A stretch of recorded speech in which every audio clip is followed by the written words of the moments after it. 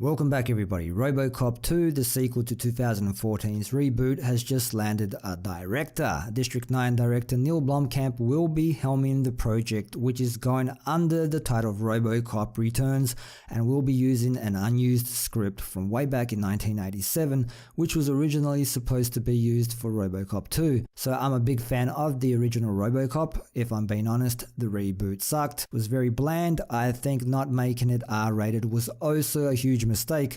The Rotten Tomatoes score is sitting at The Last Jedi level. So how much interest will there be going into a RoboCop sequel? Well, I was looking forward to the Neil Blomkamp Alien sequel that was rumored.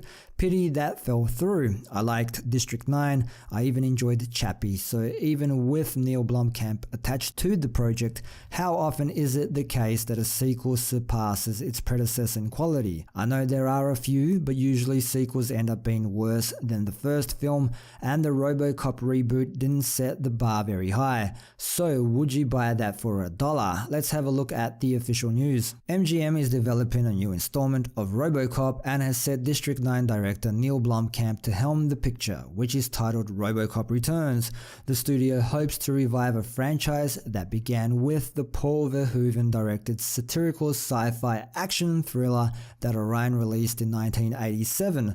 Original writers Ed Neumeier and Michael Miner are producing and executive producing respectively. Justin Rhodes, who co-wrote the Terminator film that Tim Miller is shooting, will rewrite the script that Neumeier and Miner wrote years ago as a planned sequel to Verhoeven's hit, an installment that never happened. That duo is creatively involved in moving forward their creation for the first time since the original. The original film was a formative touchstone for Blomkamp, whose District 9 grossed $210 million worldwide, got 4 Oscar nominations, and who followed with several science fiction films that carried a polemical message under the surface, including Elysium and Chappie. He has spent the last few years building Oat Studios in Vancouver, where he has been producing short-form content he has written, directed, and self-financed.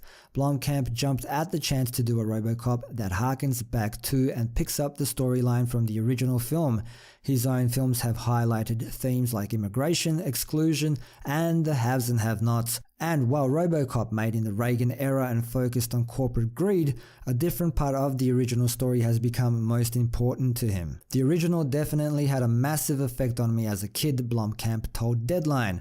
I loved it then, and it remains a classic in the end of the 20th century sci-fi catalog, with real meaning under the surface. Hopefully that is something we can get closer to in making of a sequel. That is my goal here. What I connected to as a kid has evolved over time. At first, the consumerism, materialism, and Reaganomics, that 80s theme of America on steroids, came through most strongly. But as I've gotten older, the part that really resonated with me is identity and the search for identity. As long as the human component is there, a good story can work in any time period. It's not locked into a specific place in history. What's so cool about RoboCop is that, like good westerns, sci-fi films, and dramas, the human connection is really important to a story well told.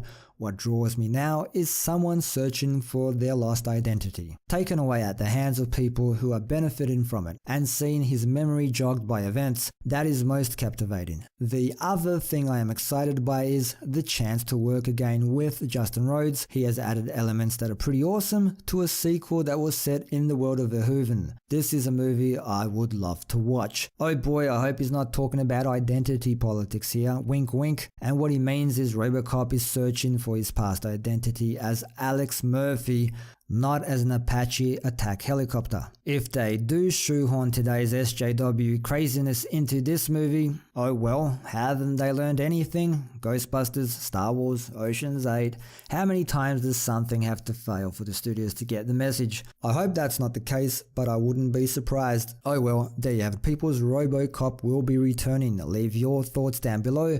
Will it be better than 2014's RoboCop now that Neil Blomkamp is attached to the project? As always, thanks for dropping by and for your continued support. Don't forget to like, share, sub, and all of that good stuff. And until next time, see yous.